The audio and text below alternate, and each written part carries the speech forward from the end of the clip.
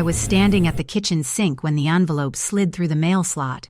Thick, cream-colored, with gold edges, the kind of thing you see in movies where people actually like each other. I dried my hands, already knowing what it was. I'd been counting the days like a recovering addict counts sober hours. My daughter's wedding. Miss Ava Marsh, the front read. Not mom, not mother, just my full name like I was a stranger or a creditor. My fingers trembled as I opened it. The card inside was immaculate. Flourishes, cursive, the whole performance. You are cordially invited to the wedding of... I didn't see the names at first. I saw the handwriting at the bottom. A note, in my daughter's familiar, looping scrawl. You're invited as a guest only. Don't try to make this about you. Do not speak to me unless I speak to you first. I read it twice. 3 times, my throat tightened. But no tears came. I was long past that. The last time I saw my daughter, she'd stared at me like I was something under her shoe. Everyone knows what you did, she'd said. You don't exist to me anymore. The invitation slipped from my hands and landed on the counter. The gold script catching the sunlight made it look almost holy. I whispered to the empty kitchen, "All right, Lily, if that's how you want to play it, we'll play." For the first time in months, I felt something other than numbness. I felt focus. You don't lose your child all at once. They disappear in stages. First, fewer visits. Then fewer calls. Then every conversation becomes a battlefield, every word a landmine. You start questioning your own memory. Did I say that? Did I do that? Until you realize someone else has rewritten the history for them. In my case, it started when Martin came back, her father, my ex-husband, the man who vanished when she was 6, then resurfaced 19 years later with a new haircut, a new watch, and the same old heart of stone. He'd called her first. I only found out afterward. You didn't tell me, I'd said when she stormed into my house full of electric anger. Why would I? She'd snapped. You would have tried to ruin it, like you ruined everything. Ruined everything. That was the new script. The one he fed her, the one she swallowed without chewing. I could see it in her eyes.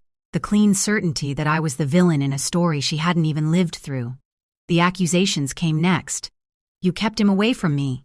You lied about why he left. You used me to punish him. I denied it. At first, then I tried to explain. Then I tried to show her the old texts, the bank statements, the court orders.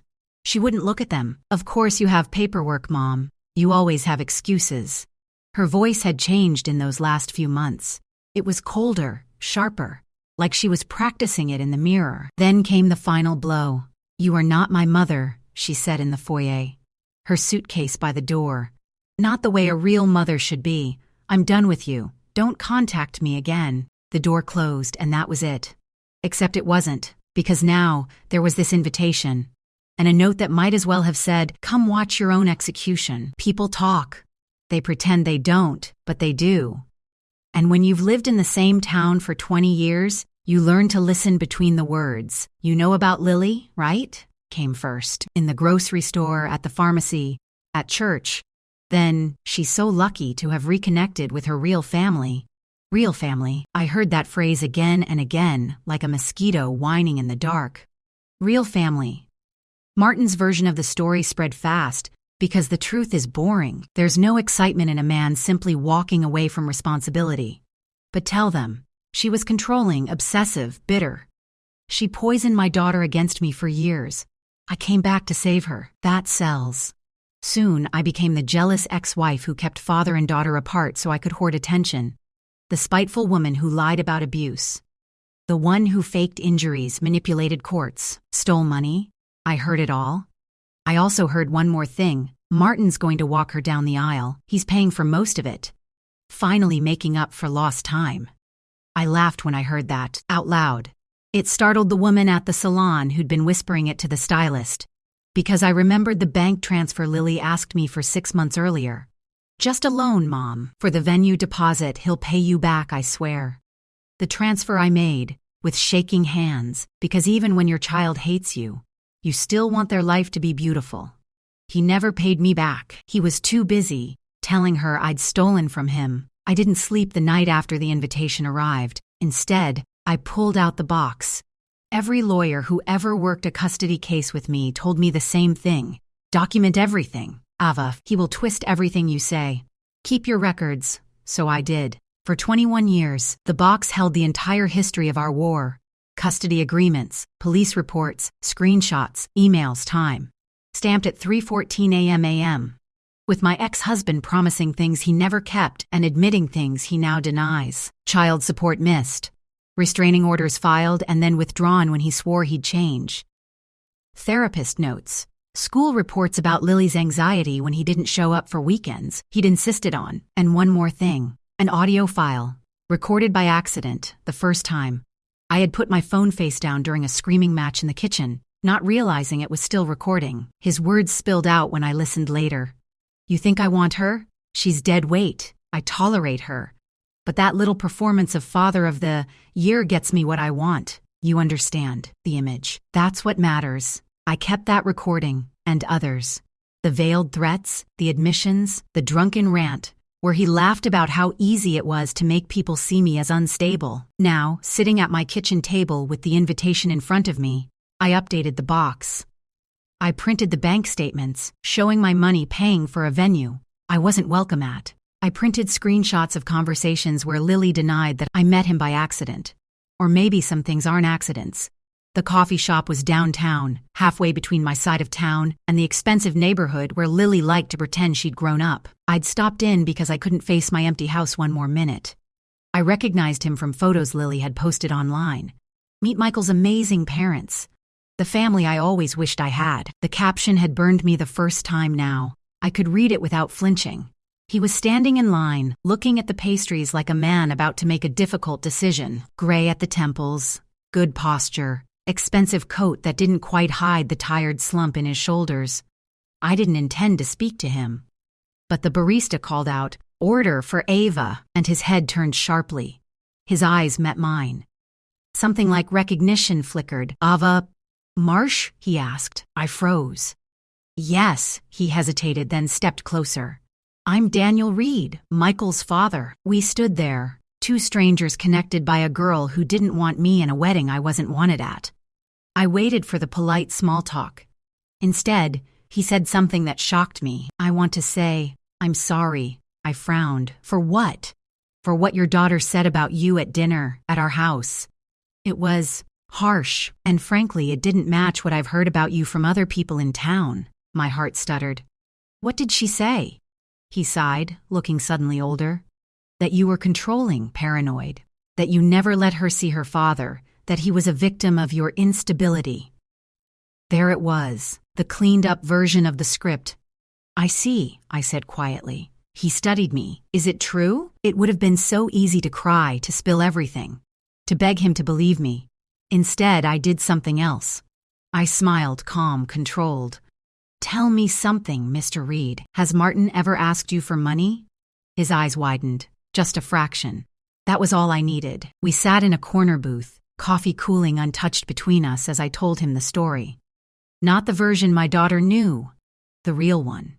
The one backed up by the folder in my bag. He listened, at first skeptically, then with dawning discomfort. The skipped child support, the emergency room visits after drunken nights, the restraining orders he'd promised never to force me to file again. And then, the comeback tour. The charming re-entry into Lily's life once she was old enough to be useful. "He needs image," I said. "He needs to be seen. The doting father fighting a bitter ex-wife. That's his favorite role." Daniel nodded slowly. "He's been persuasive," he admitted. "He told us you were unstable. That he was trying to repair the damage you did to his relationship with Lily. That's why we agreed to let him handle the wedding finances." I pulled out the printouts, the bank transfers, the audio transcript. "I paid for the venue," I said. Half a year before he told her he was rushing in like the hero. Silence stretched between us. Finally, he said quietly, "My wife will not like hearing this." "Your wife doesn't have to hear it," I replied. "Not yet." He looked up sharply. "What are you planning, Ava?" I had spent months being erased, being rewritten, being cast as the villain in a story I'd nearly died to keep my daughter safe in. For the first time, someone was asking me what I was planning. I met his gaze. "I'm planning," I said, "to let them tell their story one more time in public, in front of everyone they care about. And then I'm going to tell mine." He frowned. "How?" I tapped the folder with receipts. It took 3 meetings before Daniel agreed. The first ended with him saying, "I need to think about this." The second ended with, "My wife thinks we should stay out of it." The third ended differently. He came alone without his wife and sat opposite me with a look I recognized. The look of a man who has just realized the house he thought was solid is built on other people's bones. "I checked some things," he said. Quietly, talked to a friend of mine who's a retired judge. I asked him about restraining orders, about what it takes to file one, about what it means that you had several. I watched him carefully, and he said, "They don't get issued to punish a man for being late for pickup," Daniel said. "They get issued when someone is afraid." He reached into his pocket and took out his phone. I also pulled a background check on Martin. "Did you know he has 3 separate loan defaults, a bankruptcy in another state, and a report of domestic disturbance 5 years ago with a different woman?" My lips parted. "I didn't know about that last part." He tilted his head. "You're not the only woman he played this game with, apparently." Anger, cold, clean anger, moved through me. Daniel looked me in the eyes. "I believe you, Ava." The words landed like a verdict. "Why?" I asked. "Because this," he said, tapping the folder, "is what truth looks like. It's messy, it's documented, it's boring as hell until someone forces you to read it." He took a long breath. "So, you want to expose him at the wedding. What do you need from me?" I hadn't let myself imagine that far, but now, I did. "I need one thing," I said, "when Lily stands up and tells everyone how much she loves her father. When she thanks him for saving her from me, I need someone other than me to answer." "Because they won't believe you," he finished. "Because they already don't," I replied. "But they might believe you." He stared at the table for a long time. Finally, he nodded once. "I'll speak. There's a kind of madness in preparing your own public humiliation. Every detail of the day felt like a knife I had sharpened myself. I bought a simple dress, not white, not black, a muted blue, forgettable, invisible. Perfect for a woman who wasn't supposed to exist. I wrapped the folder in a neutral binder, the kind people use for school reports. Inside were the transcripts, the financial documents, and a USB drive. The drive contained the audio files. I had spent hours editing them, not changing content, just cutting dead air, removing irrelevant rambling. I wanted his words clean and sharp. "You think I want her? She's dead weight. You tell people she's crazy enough times, they start to see it. Lily will believe anything I say about her. She needs to. She wants a hero." When I listened to it all together, even I felt a chill. This was the man my daughter idolized. The man she would toast. I considered sending the files to her before the wedding, but no, that would give them time to twist them, time to spin, time to call me manipulative. If there was going to be an unveiling, it had to happen all at once. No rewrites, no edits, just the raw, ugly truth. The church smelled like flowers and money. Tall arrangements flanked the entrance, roses and lilies in obscene abundance. The photographer darted around snapping photos of laughing guests, all dressed in their best illusions. I stood near the back, where I was supposed to stay. The note in the invitation had been clear: "You may attend, but you are not part of the wedding party. Do not sit in the family rows." I watched as Martin accompanied my daughter down the aisle. She was beautiful. I wish I could say I didn't notice. That bitterness could blind me. But it couldn't. Her dress floated like something from a dream. Her eyes shone with unshed tears and artificial fairy lights. She did not look at me. Her arm looped through his, and the crowd sighed at the tragic, heartwarming story. They thought they knew, the long-lost father redeemed. Daniel caught my eye from the front pew. A brief nod. The groom, Michael, looked tense. But that could have been nerves. The ceremony was short, efficient. Vows, rings, the legal binding of 2 people who had no idea that one of them had invited a bomb to the reception. When they were declared husband and wife, everyone stood and clapped. I clapped too. As the echo died, I heard the priest say, "And now, we will proceed to the reception hall for dinner and speeches." Speeches. That was my cue. They seated me near the back at the reception, close to the bathrooms, as far as possible from the head table without putting me outside. I didn't mind. It gave me a better view. The room glowed with warm lights and chilled cruelty. Laughter, clinking glasses, the murmur of gossip. I watched my daughter circulate from table to table, thanking guests, hugging friends, pausing for endless photos with Martin. He played his role well. The proud father, the redeemed sinner. His hand lingered on her shoulder just long enough. His eyes shone just the right amount. Then came the speeches. The maid of honor cried. Michael's brother told a story about them setting something on fire in college. Finally, Lily took the microphone. "Before my dad speaks," she said, squeezing Martin's arm, "I just want to say something." I felt the air change, anticipation, like a held breath. She looked at him with a kind of adoration I had never received. "Growing up, I thought I only had one parent," she said. But that was a lie. Several heads turned toward me. I felt it like a physical shove. "I was told for years," she continued, "that my father didn't care, that he abandoned me, that he was dangerous. But the truth is, my mother kept us apart. She poisoned me against him. She used me to punish him." Her voice shook, but she pressed on.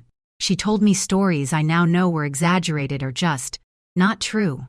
She made me afraid of my own father, and when he came back into my life, I realized how much she'd stolen from me." Someone at my table shifted uncomfortably. "So today," Lily said, "I want to thank the man who fought to be in my life, who never gave up on me, even when my own mother used me as a weapon. Dad, I love you. You're the parent I needed."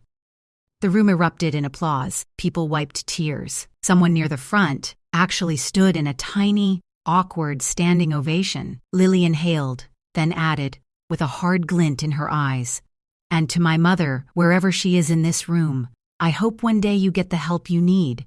But today is not about you. Today is the day I finally let go of the control you had over me." My heart beat painfully, like it was trying to break out of my chest. It would have been easier if she hadn't looked directly at me when she said it. She did, a single cold glance. Then she turned away. "Dad," she said, handing Martin the microphone, "your turn." He cleared his throat, basking in the glow. But before he could speak, another voice cut through the room. "Actually," Daniel said, standing up slowly, "I think it's my turn first." Every head turned toward the groom's father. Michael looked like someone had poured ice water down his spine. "Dad," he said under his breath. But the microphone picked up enough. Daniel stepped forward, palm extended. "Just a moment, Lily," he said. His voice was calm, measured, but I could see the tension in the tightness of his jaw. She blinked, confused. "Oh, Mr. Reed, we already did your speech." "I won't take long," he interrupted gently. "But since we're airing family truths today, I think it's only fair that everyone hears all of them." Murmurs rippled through the crowd. Martin frowned. "What's this about?" "Daniel, Martin," Daniel said, turning to him with a pleasant, razor-thin smile. "You and I have had many conversations about truth. About your past. About your ex-wife." He gestured toward me, and for the first time all night, the spotlight found me. Literally. The photographer's flash exploded in my direction, reflexively catching my stunned expression. "Most of what I've known about Ava," Daniel continued, "has come from you. The story of the unhinged ex, the bitter woman who kept a good father from his daughter." He looked out at the guests. "It's a compelling story. It makes you root for the underdog, the redeemed dad. The victim of a vindictive woman." Lily shifted uncomfortably. "Mr. Reed, I don't think Lily," he said softly. "You're like a daughter to us now, and I don't want you starting your marriage on a foundation of lies." He reached into his jacket and pulled out a thin folder, the duplicate of mine. "My wife thinks I shouldn't do this tonight," he said. "She thinks it's not the right time or place, but your own speech made it the right time." He held up the folder. "This," he said, "is the boring truth. The kind with court stamps and police case numbers and financial records." He opened it. "Restraining orders filed against Martin in the early years of your life. Missed child support payments, thousands of dollars. Hospital records documenting injuries consistent with domestic violence. Not Ava's notably, but hers, yes, and another woman later." He turned to Martin. "You didn't tell us about that, by the way." The room went dead silent. "Daniel," Martin hissed, "this is slander." "It's evidence," Daniel replied. "The restraining orders are public record. We verified them, the loan defaults, the bankruptcy, the domestic disturbance report with your former girlfriend 5 years ago. And then there's this. He took out the USB drive, a recording, several, actually, of Martin speaking about his daughter and his ex-wife in less flattering terms than he's used at this microphone. He handed the drive to the DJ, who had been frozen mid-bite of cake. "Could you play the first file, please?" Daniel asked. The DJ hesitated, then seeing the eyes of 200 people on him, nodded. "Sure," speakers crackled. Then, my ex-husband's voice filled the room, clear and unmistakable. "You think I want her. She's dead weight. I tolerate her. But that little performance of Father of the Year gets me what I want. You understand the image? That's what matters?" Gasps. A chair scraped. Someone whispered, "Oh my God." Lily's face went pale. "Turn it off," Martin barked. "This is out of context." "Play the next one," Daniel said quietly. The second clip rolled. "You tell people she's crazy enough times, they start to see it. It's easy. She gets emotional, they nod and go, 'Oh yeah, she's unstable.' It's practically a magic trick." My hands were shaking under the table. I pressed them flat against my knees to keep from folding in on myself. The third clip. "Lily will believe anything I say about her mother. She needs to. She wants a hero. I just give her one." When it ended, no one spoke. Not for a long time. People like to imagine dramatic moments end in shouting, angry confrontations, fights. Sometimes they end in something much quieter. Martin lunged toward Daniel, hand outstretched for the microphone. "You bastard," he snarled. "You set me up." Michael stepped between them. I had never seen his face like that before, hard closed. "Is it true?" he asked his father-in-law. "Did you say those things?" "Of course not," Martin snapped. "Those recordings were edited. You can make anyone say anything with. They're time-stamped," Daniel said calmly. "Some were recorded during calls with me present. I'm happy to testify to that if needed." All heads turned to Lily. Her mascara had bled down her cheeks, leaving ragged black traces. She looked like a child again for a split second. Then she turned to me. And the look on her face broke something open in my chest. Not because she looked at me with hate, because she looked at me with terror. "Mom," she whispered, Is this true?" I should have made a speech then, should have said something poetic or devastating, something to make up for every accusation, every cruel word. Instead, I simply said, "Yes." She swayed a little. "But why didn't you show me?" she demanded, voice hoarse. "Why didn't you make me listen?" I let out a soft, humorless laugh. "Because you wouldn't have," I said. "You had already chosen your story." Silence again, then somewhere behind me a chair tipped. Someone got up abruptly. A group of guests left in a cluster, whispering. The sound of it, the rustling judgment, felt like a physical wind. Martin tried to regain control. "This doesn't change anything," he insisted. "I've been here. I've been supporting you, supporting her with whose money?" Daniel cut in. "You never paid back Ava for the venue, did you?" More whispers. The wedding planner hovered at the edge of it all, eyes wide, clutching her clipboard like a life raft. "Ladies and gentlemen," she said weakly. "If everyone could just—" Lily dropped the bouquet, the thud echoed. "I need everyone to leave," she said quietly. Nobody moved. "Now," she added. "Please." Chairs scraped. People began to file out, murmuring apologies, avoiding my eyes. Someone touched my shoulder in passing pity, remorse. I couldn't tell. In the doorway, I heard someone say, "This will be all over town by tomorrow." They were wrong. It would be all over town by tonight. I didn't stay for the final explosions. I didn't need to see Martin blame me. Didn't need to watch Lily crumble under the weight of realizing she'd spent years hating the wrong parent. I walked out through the hotel's side entrance, a ghost slipping back into the dark outside. The air was cold and clean. I sat in my car for a long time, hands on the steering wheel, engine off. My heart had stopped racing. The adrenaline had burned itself out. All that was left was an ache behind my eyes and a strange, distant calm. My phone buzzed once. A message from Daniel. "It's done. I'm sorry it had to happen this way." "For what it's worth," she asked where you went. I stared at the screen. Another message a few seconds later. "You don't owe anyone anything tonight. Go home, Ava. Rest." Rest. The word felt alien. I drove home on autopilot. The house greeted me with its familiar quiet. The box was still on the table, papers neatly stacked, evidence no longer needed. I picked up the folder labeled wedding and tucked it back into the larger box, closed the lid, pushed it onto the top shelf of the closet. Not burned. Not thrown away. Just put away for now. I was making tea when the second message came. This time from an unknown number.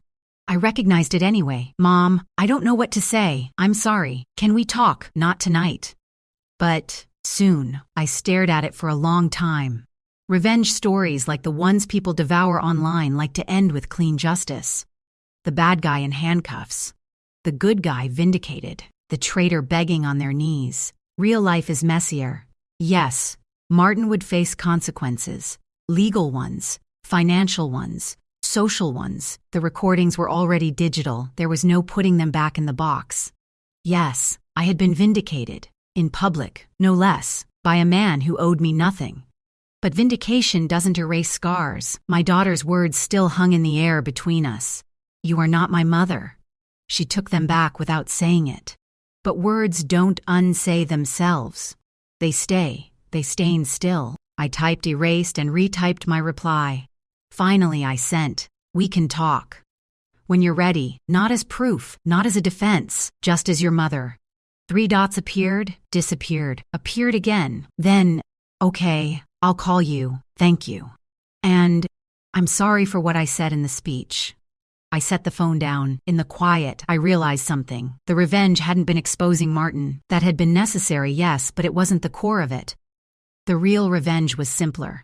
He had spent years rewriting our story, turning me into a monster so he could be the hero. Tonight, in front of everyone, I took the story back.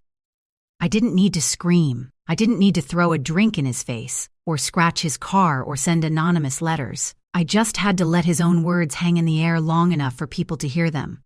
Truth, laid bare, can be the cruelest revenge of all. I took a sip of my tea. It had gone lukewarm, tasteless. I smiled anyway. Somewhere out there, my daughter was facing a new story. A harder one where the hero had clay feet and the villain had receipts. I didn't know if she would fully come back to me. I didn't know if we would ever be what we once were. But I knew this. I was no longer the ghost at the edge of my own life. I was back in the narrative, and for the first time in a long, long time, I was not afraid.